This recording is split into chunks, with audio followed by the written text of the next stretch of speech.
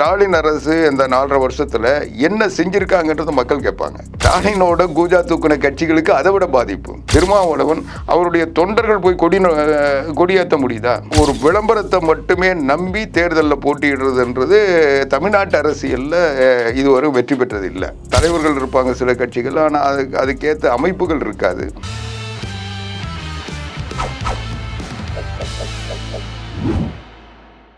GeM TV நேயர்கள் அனைவருக்கும் வணக்கம். அரசியல் ஆடுகள பகுதியில் அதிமுக செய்தி தொடர்பாளர் ஆவடி குமார் அவர்கள் நம்மோடு இணைந்துள்ளார். அவரிடம் இன்றைய அரசியல் நிலவரம் குறித்து விரிவாக விவாதிக்கலாம். சார் வணக்கம். சார் வணக்கம் சார். நல்லா இருக்கீங்களா? நல்லா இருக்கேன் சார். இப்போ அதிமுக 2026 சட்டமன்ற தேர்தலை சந்திக்க உள்ளது, திமுக சந்திக்க உள்ளது. ஆனால் இந்த போட்டி பார்த்தீங்கன்னாக்கா அதிமுக கூட்டணிக்கும் திமுக கூட்டணிக்கு தான் தேர்தல் ஒரு மிகப்பெரிய களமாக இருக்க போகின்றது. திமுக 200 தொகுதியில் வெற்றியை இலக்காக கொண்டு தேர்தல் களப்பணியை முடக்கி விட்டுருக்காங்க. அதிமுக பாஜக கூட்டணியுடைய அந்த தேர்தல் களம் நிலவரம் இலக்கு பற்றி சொல்லுங்கள் சார். இல்லை, நீங்கள் சொல்லி என்ன சொல்கிறீங்கன்னா, திமுக 34 தொகுதியை மறந்துட்டாங்கன்னு சொல்லிட்டீங்க. 200 தான் அவங்க முடுக்கி விட்டுருக்காங்க. 34 தொகுதியில் அவங்க ஏற்கனவே எங்களுக்கு தந்துட்டாங்கன்னு கூட நான் எடுத்துக்கிறேன். அது இல்லை, அனைத்து இந்திய அண்ணா திராவிட முன்னேற்ற கழகத்தை பொறுத்தவரை 234 தொகுதியிலும் நாங்கள் அனைத்து இந்திய அண்ணா திராவிட முன்னேற்ற கழக வேட்பாளர்கள்ன்ற உணர்வோடு தான் இன்றைக்கி வேலை செஞ்சு இன்றைக்கி தமிழ்நாடு முழுவதும் களப்பணிகள் மேற்கொண்டிருக்கோம். இன்றைக்கு ஒவ்வொரு பூத்துலேயும் அனைத்து இந்திய அண்ணா திராவிட முன்னேற்ற கழகத்தின் ஒரு கிளையை உருவாக்கி 9 நிர்வாகிகள் நியமிக்கப்படுகின்ற பணி நடந்துட்டு இருக்கு. அது ஜூலைக்குள்ளே முடிக்கணும்னு சொல்லி நேற்றைக்கு முந்தின நாள் கூட மாவட்ட செயலாளர்கள் கூட்டத்தில் பொதுச் செயலாளர் புரட்சி தமிழர் எடப்பாடியார் அறிவுரை சொல்லி அனுப்பியிருக்காரு. இந்த ஏறத்தாழ எனக்கு தெரிஞ்ச ஒரு 95% பணிகள் முடிஞ்சிருச்சு. இருந்தாலும் ஒரு மாதம் இப்போது இந்த அடுத்த மாதம் இறுதிக்குள்ளே முடிக்க சொல்லியிருக்காரு. அது நடந்துடும். அதுக்கு பிறகு அதிமுக அதிக கிளைக்கழகங்கள் உள்ள கட்சி, ஒவ்வொரு பூத்துலேயும் ஒரு கிளைக்கழகன்ற ஒரு நிலையை உருவாக்க போகிறோம். அங்கே 9 பேர் இளைஞர்கள், அதுவும் 45 வயதுக்கு உட்பட்டவர்கள் அந்த பொறுப்புக்கு வர போகிறாங்க. அந்த பணிகள் நடந்துகிட்ருக்கு. அதனால் எங்களுக்கு தேர்தலை சந்திக்கிறோம். எப்போவுமே அனைத்து இந்திய அண்ணா திராவிட முன்னேற்ற தேர்தலை எப்படி சந்திக்கணுன்றதில் எங்களுக்கு களப்பயிற்சி உண்டு. நாங்கள் பல தேர்தல் களங்களை சந்தித்திருக்கிறோம், வெற்றியும் பெற்றிருக்கோம். சில இடங்களில் வாய்ப்பை இழந்து தோல்வியும் சந்தித்திருக்கோம். அதனால் எங்களுக்கு வெற்றி தோல்வி என்பதை விட தேர்தலை சந்திக்கணுன்றதில் நாங்கள் எப்பவும் உறுதியாக இருப்போம். ஒவ்வொரு தொண்டர்களும் உணர்வோடு அதை உழைப்பாங்க. அதாவது நீங்கள் தேர்தல் கள நிலவரம் அந்த அனுபவம் இருப்பதா சொல்லியிருக்கீங்க. ஆனால் நீங்கள் 1977 2021 வரல சந்தித்த தேர்தல் வேற, இப்போ வேற. ஏன்னா இப்போ 4 முனை போட்டி, புதிய வரவாக விஜய் ஒரு கட்சி தொடங்கி இருக்காரு. அதனால ஏற்கனவே உள்ள அனுபவத்தை காட்டில் இது ஒரு கடுமையான சவால் நிறைந்த. நீங்க சொல்றதை நான் ஒத்துக்கல. எப்பவுமே தேர்தலுக்கான ஒரே மாதிரி தான் இருந்திருக்கு. அதுல போட்டியாளர்கள் வேறு வகைப்பட்டவர்களாக இருப்பாங்க. ஆனால் பிரதான போட்டின்றது நேரடியாக இந்த மக்கள் நல கூட்டணி, இது மாதிரி நிறைய கூட்டணிகள் வந்திருக்கு. ஒரு நாம் தமிழர் கட்சி, அது மாதிரி அவங்க நிறைய பேர் எப்பவுமே 3 பேர் 4 பேர் போட்டிக்கிட்டு தான் இருப்பாங்க. ஆனால் பிரதான போட்டின்னு வர சொல்ல தான் அது ஊடகங்களுடைய வெளிச்சத்துக்கு வர்றது நேரடி போட்டி தான் வரும். மற்றவர்கள் போட்டியாளர்களாக இருந்தால் கூட அது தேர்தல் களங்களில் மக்கள் பரிசீலனையில் பார்க்க சொல்ல அவங்களான்னு தான் இருக்கும். அதில் அனைத்து இந்திய அண்ணா திராவிட முன்னேற்ற கழகமும் திமுகவும் எப்போவுமே பிரதான அந்த கட்சிகள் தலைமை வகிக்கின்ற கூட்டணி தான் பிரதான கூட்டணிகளாக இருக்கும். அதுக்கு என்ன காரணம்னா, இந்த 2 கட்சிகளுக்கு தான் தமிழ்நாடு முழுக்க கிளைக்கழகங்களும் தொண்டர்களும் இருக்கிறாங்க. மற்றவர்கள் ஒரு அதுக்கான அவங்க எல்லா இடங்களும் அது இருக்காது. அவங்களுக்கு தலைவர்கள் இருப்பாங்க சில கட்சிகள், ஆனால் அதுக்கேற்ற அமைப்புகள் இருக்காது. அதனால் எந்த கட்சி கூட்டணி அமைச்சாலும் இவங்க 2 பேர் இல்லாமல் கூட்டணி அமைக்க முடியாத ஒரு நிலை இருக்கிறதுக்கு காரணம் தமிழ்நாட்டு அரசியல் அதுதான். அது வெற்றி தோல்வி வேறு. ஆனால் தேர்தலை சந்திப்பதற்கு கூட ஒவ்வொரு பூத்துலேயும் வாங்க ஓட்டு போடுங்க, எங்கள் கட்சிக்கு ஓட்டு போடுங்கன்னு கேட்கறதுக்கு ஒரு ஆள் இருக்கணும்னா அது அதிமுகவுக்கும் திமுகவுக்கும் மட்டும்தான் இருக்குது. அதனால் பிரதான போட்டி என்பது தமிழ்நாட்டினுடைய பிரதான எதிர்கட்சியும் ஆளுகின்ற கட்சிக்கும் இடையில தான் போட்டி. அவங்க ஏன்னா 4.5 ஆண்டுகால எடப்பாடியார் நடத்தின ஆட்சியும் இன்றைக்கு இந்த 4.5 வருஷத்தில் திமுக நடத்தின ஸ்டாலின் ஆட்சியும் ஒப்பிட்டு பார்க்க சொல்ல எது சரியான ஆட்சின்னு மக்கள் ஒரு முடிவு எடுக்கிற வாய்ப்பு தான் இந்த தேர்தல். அந்த தேர்தலில் நாங்கள் தொடர்ந்து 10 ஆண்டுகள் 5 ஆண்டுகள் புரட்சித்தலைவர் 5 ஆண்டுகள் புரட்சித் தலைவி அம்மா, அதுக்கு பிறகு 4 ஆண்டுகள் புரட்சித் தமிழர் எடப்பாடியார் ஆட்சி நடத்திய அந்த சூழ்நிலையில் அந்த 10 ஆண்டுகளுக்கு பிறகு மக்களை சந்திக்கும் போது எந்த எதிர்ப்புணர்ச்சியும் இல்லை, எந்த எங்களுடைய வேட்பாளரை யாரும் விரட்டி அடிக்கல, கேள்வி கேட்கல, இலகுவாக தான் போய் சந்தித்தோம். அப்போ கூட வந்து தேர்தலில் கூட ஒரு பெரிய இடைவெளி இல்லாமல் ஒரு 3% வாக்கு இடைவெளியெல்லாம் வச்சு எங்கள் கூட்டணி 75 இடங்களை பெற்று ஒரு வலிமையான எதிர்க்கட்சியாக தான் நாங்கள் இன்றைக்கும் இயங்கிக்கிட்டு இருக்கோம். அதனால் எங்களுக்கு வந்து மக்களிடம் சந்திப்பதில் எந்த பலகீனமும் இல்லை, எந்த பயமும் இல்லை. எங்களை வந்து மக்கள் ஏற்றுக்கொண்டிருக்கிறார்கள் என்பதன் எடுத்துக்காட்டு தான் இன்றைக்கும் நாங்கள் வந்து இன்றைக்கு எந்தவித பின்னணி இல்லாமல் ஊடகங்கள் வெளிச்சம் எங்கள் மேலே படாத ஒரு நிலையில் கூட இன்றைக்கு மக்கள் பார்வையில் நாங்கள் வெளிச்சத்தோட மக்கள் பார்வையில் முதலிடத்தில் இருக்கிறோன்னா அதுக்கு வந்து எங்களுடைய கடந்த கால ஆட்சியினுடைய செயல்கள், நடத்தின நிர்வாக முறை, ஆளுமை, முதலமைச்சராக எடப்பாடி பழனிசாமி அவர்களும் அதற்கு முன்பு புரட்சித் தலைவி அம்மா அவர்களும் தந்த திட்டங்கள் இன்றைக்கும் மக்கள் அதனுடைய பலனை நுகர்ந்துக்கிட்டு இருக்காங்க. அதனால் எங்களுக்கு எந்த தயக்கமும் இல்லை. சார், இப்போ 2021 சரிங்க 2 கூட்டணி பலமாக இருந்தது. ஒன்று திமுக கூட்டணி, இன்னொன்று அதிமுக கூட்டணி. அதே கூட்டணி தான் இப்போ 2026 தேர்தலை சந்திக்க போகிறது. இந்த நிலையில் எப்படி உங்களுக்கு வெற்றி சாதகமாக அமையும் 2026 சொல்கிறேன்? அது இலகுவான கணக்கு. 2021 திமுக எதிர்கட்சி. ஆமாம், இருந்தவங்கெல்லாம் எதிர்கட்சியை சார்ந்தவங்க. அவங்க எங்கள் ஆட்சியை விட ஒரு சிறப்பான ஆட்சியை தரன்ட்டு 520 வாக்குறுதி கொடுத்தாங்க. எங்கே எதிர்கட்சிகள் போராட்டம் நடத்தினாலும் அல்லது எதிர்கட்சி அதிமுகவுக்கு வந்து ஏதாவது கோரிக்கை வச்சு யார் ஒரு 10 பேர் ரோட்டில் இருந்தால் கூட ஸ்டாலின் போய் இருந்துக்கிட்டு நான் அவங்க கோரிக்கை ஆதரிக்கிறேன்னு சொன்னார். இன்றைக்கி அரசு ஊழியர்லேருந்து ஆசிரியர்கள்லேருந்து இன்றைக்கி அடித்தட்டு மக்கள் வரைக்கும் இருக்கிற அமைப்புகள் இன்றைக்கி அன்னைக்கு எந்த போராட்டத்தை ஸ்டாலின் எங்கே போராட்டம் அடுத்து ஸ்டாலின் தான் வராரு, விடியல் தர போகிறாருன்னு எங்கே போய் கோஷம் போட்டாங்களோ அந்த இடத்துலலாம் இன்றைக்கி கொடி பிடிச்சிட்டு இருக்காங்க. போய் நிற்க சொல்லுங்கள். அதாவது ஒரு எதிர்கட்சிக்கு ஆதரவு மக்களிடத்தில் இருக்கும். ஏன்னா மக்கள் பிரச்சனையை அவங்க பேசுகிறாங்கன்ட்டு. ஆனால் ஒரு ஆளுங்கட்சிக்கு மக்கள்கிட்ட எதிர்ப்பு இருக்கும், ஏன்னா இவங்க செய்யலன்ட்டு. இப்போ இந்த 5 வருஷத்தில் ஸ்டாலின் அரசு இந்த 4.5 வருஷத்தில் என்ன செஞ்சுருக்காங்கன்றது மக்கள் கேட்பாங்க. அதனால் ஸ்டாலின் திமுகவுக்கு மட்டும் பாதிப்பு இல்லை, ஸ்டாலினோட கூஜா தூக்குன கட்சிகளுக்கு அதை விட பாதிப்பு. ஏன்னா கம்யூனிஸ்டுகள் தங்களுடைய அடிப்படையே இழந்துட்டாங்க. இன்றைக்கி அவர்களுடைய போராட்ட உணர்வே மங்கி போச்சு. இன்றைக்கி வந்து 10 கோடி 15 கோடிக்கு கையெழுத்து போட்டு 2 சீட்டை வாங்கி நிற்கிற நிலையில் இருக்கிறாங்க. அதனால் அவங்களுக்கே போராட முடியாத ஒரு கட்சி மக்களுக்காக போராடும். இன்றைக்கி எந்த தொழிற்சங்கத்துக்காக இன்றைக்கி சாம்சங் தொழிலாளர் பிரச்சனையில் மார்க்சிஸ்ட்டு அதனுடைய அடிப்படை தன்மை இழந்துருச்சு. இன்றைக்கி போக்குவரத்து தொழிலாளர் போராட்டத்தில் இன்றைக்கி அவங்க நீட்டத்தில் கையெழுத்து போட்டு வர முடியாமல் வெளியே கோஷம் போட்டுக்கிட்டு இருக்கீங்க. இன்றைக்கி கூட ஒப்பந்தத்தை ஏற்றுக்க மாட்டேன் சிஐடியூ சொல்லுது. ஏன்னா சிஐடியூ போக்குவரத்து தொழிலாளர் வலிமையான சங்கம். அதனால் இன்றைக்கி அவங்க இந்த பக்கமும் போக முடியாமல், தொழிலாளர் பக்கம் நிற்க முடியாமல், தொழிலாளருக்கு பதில் சொல்ல முடியாமல் இவங்க ஆட்சிக்கு பயந்துக்கிட்டு அவங்க நடிக்கிறாங்கன்றது எல்லாருக்குமே தெரியுது. இன்றைக்கி இதை தலைமைக்கு வேணா அவங்க ஏதோ ஒரு நிர்பந்தத்தில் தலைமை பணிஞ்சு போகலாம். ஆனால் பாதிக்கப்பட்ட தொண்டன், பாதிக்கப்பட்ட தொழிலாளி அதை ஏற்றுப்பானா? அப்போ அதுதான் இன்னைக்கு இவங்க அரசியல் நடத்துறது தலைவர்கள் நடத்தலாம். ஆனால் மக்களை சந்திக்கிறது, ஓட்டு போடுறது, ஓட்டு கேட்கறது தொண்டர்கள் அவங்க அவங்க பாதிப்புகளெல்லாம் மறந்துட்டு போய் ஓட்டு கேட்கணும். அதுக்கான சூழல் இருக்குன்னு நீங்கள் நினைக்கிறீங்களா? 2வது, இன்றைக்கி விடுதலை சிறுத்தைகள் திருமாவளவன் நாங்கள் இயற்கையான கூட்டணி திமுகவை நாங்கள் தூக்கி நிறுத்துவது தான் எங்கள் லட்சியம் சொல்கிறாரு. ஆனால் இன்றைக்கி வீரன் வயலில் பிரச்சனைக்கு சிபிஐ விசாரணை கேட்டார். இன்றைக்கி விசாரணை கிடைச்சிதா? இன்றைக்கி வரைக்கும் அதுக்கு குரல் கொடுக்க முடியுதா? இன்றைக்கி இவங்களுடைய தேவை, அவங்களுடைய ஜீவாதார கொள்கை அது. இன்றைக்கி அங்கே வீரன் வயலில் மலத்தை கலந்தாங்க. அதை விட அந்த கலந்ததுக்கு நடவடிக்கை எடுக்கலைன்றது ஒரு பக்கம் இருந்தாலும் அதை செஞ்சதே அவங்க தான் சொல்லி ஒரு வழக்கை போட்டு அந்த வழக்கை மூடி மறைச்சி இன்றைக்கி இதுன்றாங்க. அதை எதிர்த்து தான் இது சரியான நீதி இல்லை. அந்த வழக்கே என்ன, அந்த வழக்கே அன்டச்சபிலிட்டி. அவங்க தீண்டாமை அடிப்படையில் ஒடுக்கப்பட்ட மக்கள் வசிக்கின்ற பகுதியில் இருக்கின்ற அந்த இதுல தண்ணி தொட்டியில் மலம் கலந்தாங்கன்னு தான் வழக்கு.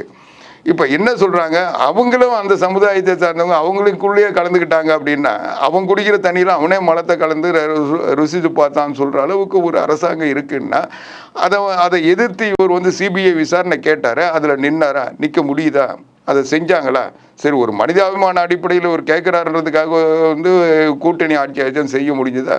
அதை விட இன்னைக்கு தமிழ்நாடு முழுவதும் திமுக ஆட்சி நடக்குது, கூட்டணி ஆட்சி நடக்குது. அதில் நாங்கள் வந்து சந்தோஷமாக இருக்கிறோன்னு சொல்கிற திருமாவளவன் அவருடைய தொண்டர்கள் போய் கொடியேற்ற முடியுதா? இன்னைக்கு இதை விட வெட்கக்கேடு. திமுகவினர் கண்ணப்ப போய் பார்க்குறாரு, அவர் வந்து ஒரு கம்பீரமான சேரில் உட்காராரு, அவருக்கு ஒரு பிளாஸ்டிக் சேரை போடுறாங்க. இதுதானே வந்து திமுக இவங்களை எப்படி நடத்துகிறாங்கன்றதுக்கு அதுதானே. இல்லை அவங்களுக்கும் அதை வந்து இல்லை, அதை வந்து அவங்க ஜீரணம் பண்ணிக்கலாம். சரி, வேற வழி இல்லை, அவங்க வந்து பிஜேபியோட போயிட்டாங்க, பிஜேபி இருக்கிறனால அங்கே போக முடியாது, நம்ம வந்து தொடர்ந்து அதிகாரத்தில் இருக்கணும்னா திமுக கூட்டணி தான் சொல்லி அவர் இருக்கலாம். ஆனால் தொண்டன் இருப்பானா? அவன் அடி வாங்கி குட்டுப்பட்டு இன்னைக்கு ஒரு நகராட்சியில் சேர்மன் பதவி கொடுக்குறாங்க, இவங்க கோட்டாவில் விடுதலை சிறுத்தைகள் கொடுத்துட்றாங்க. விடுதலை சிறுத்தைகள் ஒரு முடிவெடுக்க முடியுதா? அவங்கள வந்து மதிக்கிறாங்களா? அவங்கள எதையுமே செய்ய விடலை, அவங்கள பேசக்கூட விடாமல் செய்ய விடாமல் எத்தனை பேர் போராட்டம் நடத்தி எவ்வளோ பேர் என்ன தீர்வு கண்டாங்க? இன்னைக்கு ஒரு அமைச்சராக இருந்த பொன்முடி ஒரு சாதாரணமான ஒரு கிராம பஞ்சாயத்தினுடைய தலைவர், நீ எஸ்சி தானமான்னு கேட்குறாரு. அதனுடைய பொருள் என்ன?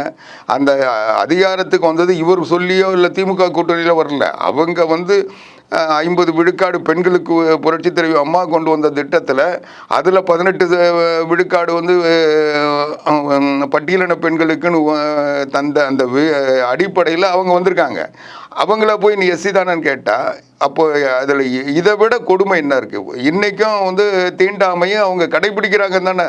அதை வந்து எதிர்த்து திருமாவளவன் என்ன பண்ண முடிஞ்சது? என்ன செஞ்சார்? இல்ல நீ சொல்றதெல்லாம் கரெக்ட். இல்ல அப்படி இருந்து கூட ரவிக்குமாரும் திருமாவளவனும் இன்னைக்கு எம்பி ஆனா போதுன்றதுக்காக ஒத்து போயிடலாம். இன்னும் 4 எம்பிகள் எம்எல்ஏக்கள் வருவாங்கன்ட்டு அந்த எம்எல்ஏக்கள் ஒத்து போகலாம். ஆனால் இந்த கட்சிக்காக உழைச்சி இந்த கட்சி கொள்கைக்காகவே உயிர் வாழ நினைச்சிட்டு இருக்க தொண்டை ஒத்து போனா அவன் வேலை செஞ்சாதான் ஜெயிக்க முடியும். நீங்கள் வந்து அரசியல் நடத்துறதுக்கு நீங்கள் நடத்திக்கலாம், ஆனால் தேர்தலை சந்திப்பதற்கு இன்னைக்கு நேற்று வரைக்கும் நம்மளை கூப்பிட்டு வீட்டுக்குள்ளே சேர்க்காம வெளியே நின்று பேச வச்சவன் நாளைக்கு வந்து தோளில் கை போட்டு ஓட்டுக்கு வான்னு சொல்லி கூப்பிட்டா போவானா? அதனால் முன்ன வந்து 21 தேர்தலில் திமுகவினுடைய சுயரூபம் தெரியாமல் அவங்க தொண்டர்கள் வேலை செஞ்சாங்க. இன்றைக்கி அவங்க யாருன்றதை அவங்க ஆட்சிக்கு வந்தவொடனே காட்டிட்டாங்க. அதனால் இன்றைக்கி இவங்க யாருன்றதை அவங்களுக்கு காட்டுவாங்க. அப்படி இருந்து வந்து திமுகவில் இடம்பெற்றுள்ள கட்சி எந்த கட்சியும் வெளியேறக்கூடிய இல்லை. நீங்கள் ஒரே இல்லை நீங்கள் எதோ சொல்ல வரீங்கன்னு எனக்கு புரியுது. இல்லை நீங்கள் நாடாளுமன்ற தேர்தலில் சொல்கிறீங்க. ஏங்க இருங்க, நான் அதுக்கு ஒன்னொன்றுக்கும் பதில் சொல்கிறேன். நாடாளுமன்ற தேர்தலில் திமுக கூட்டணி போட்டியிட்ட இடங்கள் அத்தனையும் வெற்றி பெற்றது, அதை சொல்கிறீங்க. அதுக்கு ஒரே காரணம் அதிமுக பாரதிய ஜனதா கட்சி கூட்டணியிலிருந்து வெளியே வந்தது தான். அதிமுக கூட்டணி அதே கூட்டணி போட்டி இருந்தால் திமுக அந்த இடம் வந்திருக்குமா? அதுதான் அரசியல். அதனால எங்களுடைய அதனால தான் இன்னைக்கு ஒன்றா சேர்ந்துருக்கோம். இந்த ஒரு பலகீனத்தை பயன்படுத்தி தான் திமுக ஈஸியாக வெற்றி பெற முடிஞ்சுது. அது இனி நடக்காதுன்றது தான் இந்த ஒற்றுமை. அதனால் நாங்கள் வந்து எங்களுடைய நோக்கம் என்னன்றதை நாங்கள் புரிஞ்சுக்கிட்டோம். அதனால் இவங்க நம்மளை வந்து திசை திருப்பி பாரதிய ஜனதா அதிமுகவுக்கும் தனித்தனி தேர்தல் களத்தில் போனால் இவங்க வெற்றி பெறலான்னு நினச்சாங்க. அதுதான் நாடாளுமன்ற தேர்தல் நடந்தது.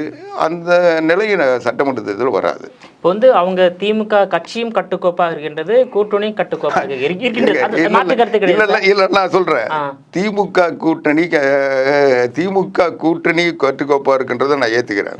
திமுக கட்டுக்கோப்பாக இருக்கின்றத கட்சி கட்டுக்கோப்பாக இருக்கு.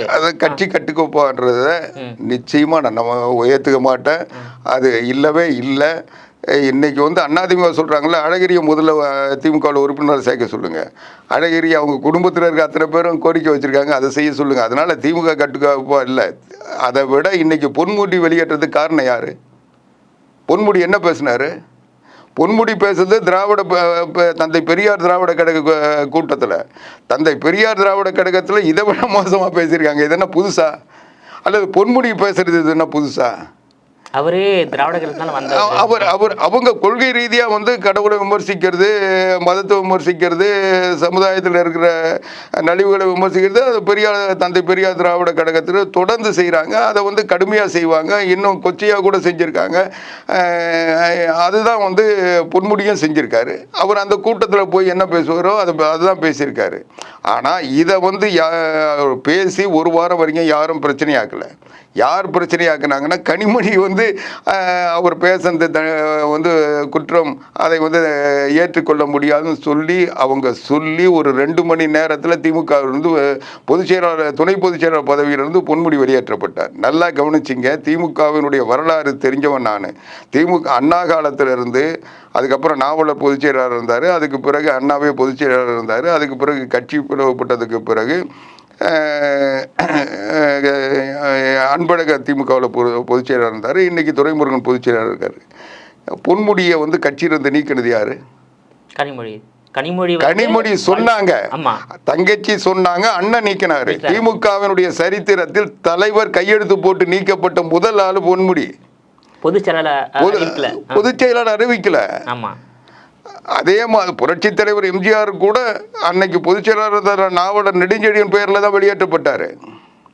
ஆனால் பொன்முடி வந்து திமுகவினுடைய சரித்திரத்தில் விதிகளை இல்லாத ஒன்றா பொன்முடி வெளியேற்றப்பட்டார்.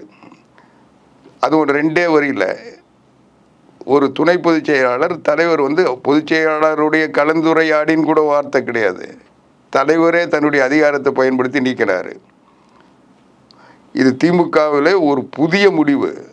அப்போது பொதுச் செயலாளர் பதவி திமுகவில் இல்லைன்றத அவரும் ஒரு ரப்பர் ஸ்டாம்பு எடுபடி இருந்தவரை அது கூட லாய்க்கு இல்லைன்னு தூக்கி போட்டாங்க. நீங்கள் இல்லைன்னா கூட நாங்கள் செய்வோம், உன்னையே நீக்குவோன்றதுக்கு ஒரு முன்னோட்டமாக அதை பண்ணாங்க. சரி, அவர் வந்து ஒரு அமைச்சராக இருக்கிற ஒரு ரகசிய பாதுகாப்பு பிரமாணம் செஞ்சவர் ஒரு பொது அமைதிக்கு பங்கம் விளைக்க வகையில் பேசினார்ன்றது உண்மையானா இவங்க அமைச்சர் பதவியிலேருந்துன்னு முதல்ல எடுத்துருக்கணும். ஆனால் அவர் கட்சி கொள்கைக்கு எதிராக பேசலை, திமுகவினுடைய கொள்கைக்கோ அல்லது திராவிட இயக்க சித்தாந்தங்களுக்கோ மாறாக பேசலை, எதிர்ப்பான இடத்துலையும் போய் நின்று பேசலை. இவங்களுடைய தாய் அமைப்பு நடத்துகிற கூட்டத்தில் தான் பேசினார். அந்த கூட்டத்துக்கு திமுகவினுடைய பிரதிநிதியை அனுப்புனதே இவங்க தானே. இப்படி பேசுவார்னு நமக்கு தெரியாதுல்ல. வேற என்ன போய் அங்கே போய் மத பிரச்சாரம் பண்ணிட்டு வருவார்னு அனுப்புனாங்களா? தந்தை பெரியார் கூட்டத்தை, திராவிட கழக கூட்டத்தில் ஏன் பொன்முடி அனுப்புகிறாங்க? அவர் இது மாதிரி பேசுவாருன்னு தான் அனுப்புகிறாங்க. ஆக அந்த கூட்டம் என்ன தடை செய்யப்பட்ட கூட்டமா? எதுவுமே இல்லை. இவங்க கொள்கையை பேசி ஒரு வாரம் கழித்து யாரும் அந்த பிரச்சனையாக்கலை. ஒரு வாரம் வரைக்கும் அவர் என்ன பேசுனார்னு யாருக்குமே தெரியாது. கனிமொழி அந்த எக்ஸ் தளத்தில் அந்த செய்தியை வெளியிடுற வரைக்கும் எதுவும் தெரியல. சரி, நீக்கினா இது வந்து கொள்கை ரீதியான அவர் முரண்பட்டு பேசியிருந்தால் அல்லது மத கலவரத்தை உருவாக்கும் வகையில் பேசினால் அவர் அமைச்சர் பதவியிலிருந்து நீக்கியிருக்கணும். ஆனால் துணை பொதுச் செயலாளர் பதவியிலிருந்து நீக்கினீங்க. அதுவும் பொதுச் செயலாளர் அனுமதி இல்லாமல் தலைவர் நீக்கினாங்க. அதை விட ஒரு கொடுமையை சொல்கிறேன், நீக்கின 2 மணி நேரத்தில் இன்னொருத்தரை துணை பொதுச் செயலாளர் போட்டாங்க. அது போட்டது யாருன்னா அதுவும் பொதுச் செயலாளர் போடலை, கட்சியினுடைய விதிப்படி எதுப்படியே இல்லை. அதுவும் 2 வரியில் திருச்சி சிவாவை போடுறாங்க. திருச்சி சிவாவை எதுக்கு போடுறாங்க?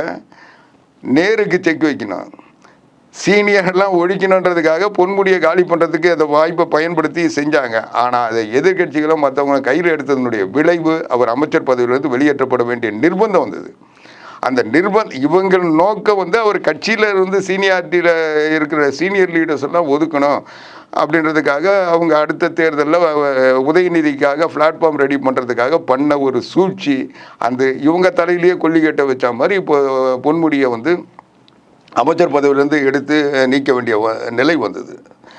எதுக்கு சொல்கிறேன்னா, நீங்கள் அவ்வளோ ஒரு சீனியரு, எனக்கு 1000 கருத்து வேறுபாடு உண்டு. பொன்முடி மேலே எனக்கு வந்து நல்ல மதிப்பீடு இல்லை. ஆனால் அவரை வந்து அந்த திமுகவுக்கு கருணாநிதிக்கு அடுத்து ஒரு பலமான தலைவராக கொள்கை பிடிப்போடு நின்றவர்னா பொன்முடி.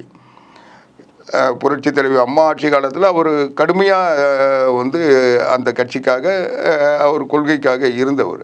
அப்படிப்பட்ட ஒரு ஆளை அனாவசியமாக தூக்கி எந்தவித இதுவும் இல்லாமல் போடுங்க. அப்போ அந்த கட்சி ஒற்றுமையாக இருக்கா? இன்றைக்கி நான் ஏற்கனவே 69 பேர் அந்த கள்ளச்சாராயம் மரணம் கள்ளக்குறிச்சி மாவட்டத்தில் இருக்க சொல்லி நான் பல நிகழ்வுகளில் பல விவாதங்களில் பேசியிருக்கேன். உங்ககிட்ட பேசியிருக்கேன்னு எனக்கு நினைவில்லை, ஆனால் பேசியிருப்பேன். அப்போது வசந்தம் கார்த்திகேயனும் உதயசூரியனை மாவட்ட செயலாளர் போட்டு அந்த மாவட்ட அமைச்சரான பொன்முடியை உள்ள விடலை. அவர் தொகுதியில் இவர் போய் நிற்க முடியாத அளவுக்கு பண்ணி ஏபாபாவளியை வச்சுக்கிட்டு இவங்க வந்து பொன்முடியை வந்து டார்கெட் பண்ணுறாங்க. அது மாதிரி அவர் மேலே அந்த இதுவெல்லாம் மலத்தெல்லாம் சேர்த்த வாரி வீசினது கூட அதை வந்து இந்த அளவுக்கு பிரச்சாரம் பண்ணி அதை வந்து ஒரு ஆயுதமாக பயன்படுத்துறது உதயம் கார்த்திகேயனும் வசந்தம் கார்த்திகேயனும் உதயசூரியனை சேர்ந்து ஏவாவலினுடைய தூண்டுதலால் பொன்முடியை காலி பண்ணுறதுக்கு செய்கிறாங்கன்னு நான் பேசியிருக்கேன். இன்றைக்கி அதுதான் நடந்தது. நீங்கள் போய் கள்ளக்குறிச்சியில் கேட்டு பாருங்கள். இன்றைக்கி கேளுங்க, திமுக காரனை கேளுங்க, பொன்முடிக்கும் வசந்தம் கார்த்திகேயனும் பேசுவாங்களான்ட்டு உதயசூரியனோட பேசுவாங்க. ஏவாவேலு வந்து அந்த மாவட்ட அமைச்சராக ஏன் வந்தார்? அந்த மாவட்டத்தில் ஒரு சீனியர் அமைச்சருக்கு சொல்ல ஏவாவேலு எப்படி கொண்டு வருவாங்க? இது எல்லாமே திமுகவினுடைய உள்கட்சி. நான் உதாரணத்துக்கு அந்த மாவட்டத்தை சொன்னேன். இன்னும் சொல்லணும்னா மதுரையை கூட சொல்லுவேன்.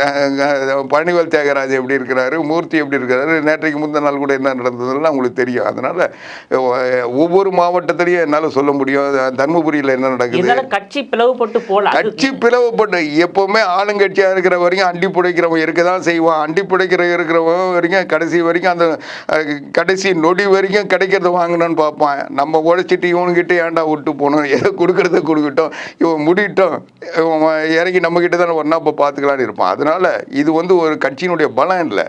கட்சி ஆளுங்கட்சியாக இருக்கிறதுனால ஸ்டாலின் போடுற இந்த ஒப்பனைகள்லாம் தொடருது. அதுக்கப்புறம் இவர் வேஷம் போடவே வாய்ப்பு இருக்காது. அப்புறம் எங்கேருந்து அவர் மக்களை சந்திக்கிறது இல்லை மற்றவங்களை சந்திக்கிறது?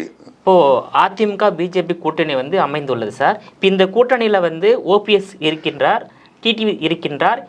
இவர் 2 பேர் வந்து 26 தொடருவாங்களா இல்லை வெளியேற்றப்படுவார்களா சார்? இல்லை, அதாவது நீங்கள் இருக்கிறாருன்னு சொல்கிறது புத்தம் பொதுவான ஒரு செய்தியாக. அதை இன்னும் பாரதிய ஜனதா கட்சி எங்ககிட்ட எதுவும் அதை சம்மந்தமாக எதுவும் பேசுகிறதா அது எனக்கு தெரியல. அது பொதுச்செயலாளர்கிட்ட பேசியிருப்பாங்களா என்னன்னு தெரியல.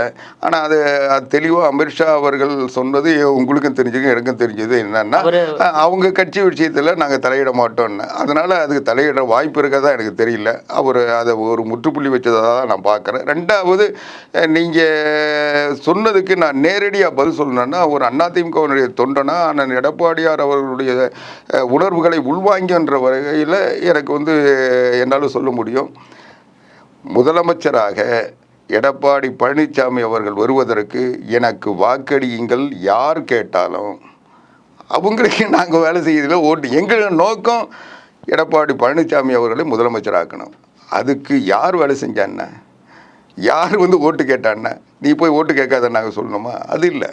அவங்க கேட்டாங்கன்னா அது அவங்களுடைய முடிவு. அதுவானா அவருடைய தலைமையை அவங்க ஏற்றுக்கிட்டு வந்தாங்கன்னா அதுக்கு நீங்கள் இன்றைக்கி பிஜேபியினுடைய கூட்டணி என்றாலும் டெல்லிக்கு எப்படி நரேந்திர மோடி தலைமையோ அதுபோல் தேசிய தலைமையோ அதுபோல் தமிழ்நாட்டுக்கு அண்ணன் எடப்பாடியார் தான் தலைமைன்றதை உறுதிப்படுத்திட்டாங்க. அதனால் அந்த தலைமையை ஏற்றுக்கொண்டு யார் வந்தாலும், யார் வந்து எங்களுக்கு வேலை செஞ்சாலும் நாங்கள் வந்து அதை ஏன் தடுக்கணும், வேணாம்னு சொல்லணும். அதனால எங்களுக்கு எந்த பிரச்சனையும் இல்லை. இப்போ பாஜக வந்து அதிமுடன் கூட்டணி வைத்துள்ளது காரணமே பார்த்தீங்கன்னாக்கா, தமிழ்நாட்டில் வந்து ஒரு கூட்டணி ஆட்சி அமைக்க வேண்டும், ஆட்சியிலும் அதிகாரத்திலும் பங்கு பெற வேண்டும் என்ற நோக்கத்தோடு தான் அவங்க கூட்டணி வைத்திருக்காங்க. உங்களோட நிலைப்பாடு 2026 நான் சொல்லுறேன். நீங்க கேட்டதுக்கு பதில் என்னன்னா, நீங்க சொல்றது வந்து சரியான செய்தி இல்லை. பாரதிய ஜனதா கட்சி இந்த திமுக ஆட்சியை அகற்ற வேண்டும் என்பதற்காக தான் கூட்டணி அமைச்சிருக்காங்க. ரெண்டாவது, ஆட்சியை பற்றி எடப்பாடி பழனிசாமி அவர்கள் தலைமையில் முடிவு செய்வோம் தான் சொல்லியிருக்காங்க. நான் தெளிவாகவே சொல்கிறேன். அதனால் எந்த நிலைப்பாடு எடுத்தாலும் அது அண்ணன் எடப்பாடியார் எடுக்கின்ற முடிவை ஒட்டி தான் அது நடக்குமே தவிர, எடப்பாடியாருடைய அனுமதி இல்லாமல், சம்மதம் இல்லாமல், அவருக்கு உடன்பாடு இல்லாமல் எந்த முடிவும் எடுக்க மாட்டாங்க. எடப்பாடியாருடைய நிலையை பொறுத்த வரைக்கும் அதிமுக தொண்டர்களுடைய மன உணர்வு தான் அவருடைய உணர்வு. அதிமுக எப்பவுமே எங்கள் கூட்டணியில் கூட நாங்கள் எங்கள் கொள்கையிலிருந்து விலகி போக மாட்டோம், கொள்கையை விட்டுத்தர மாட்டோம் எப்படி உறுதியாக இருக்கிறோமோ அதுபோல் எங்களுடைய கொள்கையை வந்து தமிழ்நாட்டில் நல்லது செய்யணும்னா அது வந்து அதிமுக ஆட்சி அமைஞ்சாதான். ஒரு கூட்டணி அமைச்சர் ஆட்சின்னா அதுக்கு முரண்பாடுகள் இருக்கும். தமிழ்நாட்டினுடைய தேவைகளுக்கு முழுமையாக அது சரி வராது. அதனால் நாங்கள் கூட்டணியை எப்பவுமே வந்து எங்களுடைய வழிமுறையாக நாங்கள் வச்சிடல. அதனால் நாங்கள் வந்து முழுமையாக அனைத்து இந்திய அண்ணா திராவிட முன்னேற்ற கழக ஆட்சி தான். அதுக்கு ஏற்ற தக்க வகையில் நாங்கள் வேட்பாளர்களை நிறுத்துவோம். அந்த கூட்டணியில் அதை பேசி அண்ணன் எடப்பாடியார் எப்படி செய்யணுமோ அதை சரியான நேரத்தில் சரியான வகையில் செய்வார். இப்போ அதிமுக பாஜக கூட்டணியில் தாவேகா நாம் தமிழ் கட்சியை வந்து இணைப்பதற்கான முயற்சி நடந்தது. அந்த முயற்சி தொடர்ந்து மேற்கொள்ளப்படுமா இல்லை கைவிடப்பட்டது? இல்லை, இது நடந்ததா எனக்கு தெரியல. அது எல்லாரும் விரும்புறீங்களா? இந்த அதுதான் சொல்றேன். அனைத்து இந்திய அண்ணா திராவிட முன்னேற்ற கழகத்தின் பொதுச் செயலாளர் புரட்சி தமிழர் எடப்பாடியார் மிக தெளிவாக சொல்லியிருக்காரு. திராவிட முன்னேற்ற கழகத்தை வீழ்த்துவதற்கு யார் ஆதரவு தந்தாலும் ஏற்றுப்போம், யாரோடையும் நாங்கள் வந்து சேர்றதுக்கு எந்தவித தயக்கமும் இல்லைன்னு சொல்லியிருக்காரு. அதுதான் உண்மையும் கூட. அதுதான் எங்களுடைய நிலைப்பாடு. அடுத்து நீங்கள் கேட்டது, நீங்கள் இவங்க வருவாங்களா அவங்க வருவாங்களான்னா, நாங்கள் வரணும்னு விரும்புகிறோம். ஏன்னா திமுகவின் ஓட்டு பிரியக்கூடாதுன்றது தான். அந்த இடைவெளியை வச்சுக்கிட்டு அவங்க வந்துடக்கூடாது. அவங்க வந்து அதுக்காக ஒரு பலமான கூட்டணி அமைக்கணுன்றது உண்மை. ஆனால் நீங்கள் சொல்கிற கட்சிகள் அதிமுக ஓட்டை பிரிக்கின்றதுக்கு எந்த விதமான நிலவரமும் இல்லை. நான் என்ன சொன்னேன், இன்றைக்கு நடிகர் விஜய் அவர் வந்து அரசியலில் வந்து அவருடைய பெர்ஃபார்மன்ஸ் என்னன்றதை எதிர்காலம் தான் சொல்லும். அவர் ஒரு சிறந்த நடிகர், இன்னும் சொல்ல போனால் அந்த ஒரு மார்க்கெட் உள்ள நடிகர். இன்றைக்கி அவருக்கு ரசிகர்கள் இருக்காங்க. அவருக்கு திரைத்துறையில் அவர் ஒரு ஜாம்பவான், அதில் வந்து மாற்று கருத்தே இல்லை. இன்றைக்கும் அவருடைய படங்களுக்கு உரிய மரியாதையும் அவருக்குரிய செல்வாக்கும் இன்றைக்கும் இருக்குது. ஆனால் அந்த செல்வாக்கு அரசியல் செல்வாக்கான்றதை கமலஹாசனை பார்த்து தான் நம்ம முடிவு செய்ய முடியும். அதனால் கமலஹாசனுக்கே அந்த நிலைமை என்ன சொல்ல, விஜய்க்கு என்ன நிலைமைன்றது தேர்தலுக்கு பிறகு தெரியும். ரெண்டாவது, ஒரு விளம்பரத்தை மட்டுமே நம்பி தேர்தலில் போட்டியிடுறதுன்றது தமிழ்நாட்டு அரசியலில் இதுவரை வெற்றி பெற்றது இல்லை. அந்த வகையில் அவர் என்ன நிலைமைன்றது. ரெண்டாவது, இன்றைக்கு விஜயை நம்பி போனவங்க, அல்லது விஜய்க்கு வேலை செய்கிறவங்க, வாக்களிக்கணுன்றவங்க, அந்த கட்சியில் ரசிகர்களாக இருக்கிறவங்க 90 விழுக்காடு திமுகவினுடைய கடந்த காலங்களில் திமுகவினுடைய ஐடி விங்கில் இருந்தவங்க, திமுகவுக்காக வேலை செஞ்சவங்க. இன்றைக்கு கூட அவங்க யார் வந்து அவங்க திமுக நம்பி இருக்கோ அந்த வகை. அதனால தான் திமுக விஜயை பார்த்து பயப்படுது. எங்களுக்கு எந்த பயமும் இல்லை. அதான் இல்லை, விமர்சனம் செய்ய வேண்டிய அவசியமே இல்லை. நாங்கள் வந்து எதிரியாக ஒரு பார்க்கல, அவர் எதிரியாக பார்க்கறது வேறங்க. அவரை வந்து யார் விமர்சனம் பண்ணுறாங்களோ அவங்கள தானே விமர்சனம் பண்ணுவார். அதனால அவர் வந்து இன்னைக்கு ரெண்டாவது யார் ஆட்சியில் இருக்காங்களோ அவங்கள தான் விமர்சனம் பண்ண முடியும். ஆட்சியில் இல்லாதவங்களை விமர்சனம் பண்ணுறதுக்கு தேவை என்ன இருக்குது? அதனால் அவர் அதை செய்கிறாரு.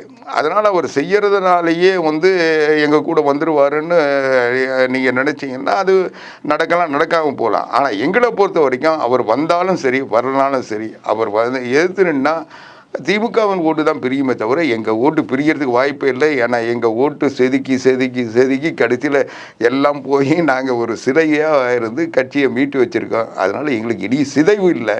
அதனால் எங்களுக்கு இருக்கிறது இதுதான்னா அதுதான். அது இதுக்கு மேலே எங்கே போகிறது இல்லை. ஆனால் திமுகவில் அங்கே பாதிக்கப்பட்டவங்க, ஆட்சியால் ஏற்பட்ட இழப்புகளை சந்தித்தவங்க, இன்னும் சொல்லப்போனால் திமுக மேலே ஒரு பெரிய எதிர்பார்ப்பில் இருந்து ஏமாற்றம் அடைஞ்சவர்கள், இளைஞர்கள் வந்து ஒரு மாற்று தேட சொல்ல, அது விஜய் வர சொல்ல அது விஜய்க்கு போகலாம். அது வந்து போகக்கூடாது ஏன்னா அந்த எதிர்ப்பு விட்டு எங்களுக்கு வந்தால் நல்லா இருக்குன்றதுக்காக நாங்கள் அதை அவங்களையும் சேர்த்துக்கணும்னு விரும்புவோம். உங்கள் விரிவான தகவலுக்கு ரொம்ப நன்றி சார். வணக்கம். நேயர்களே, மீண்டும் இது போன்ற மற்றொரு அரசியல் ஆடுகளத்தில் மற்றொரு ஆளுமையுடன் சந்திக்கிறேன். அதுவரையில் உங்களிடமிருந்து விடைபெறுவது நான் உங்கள் விஜயபாலன்.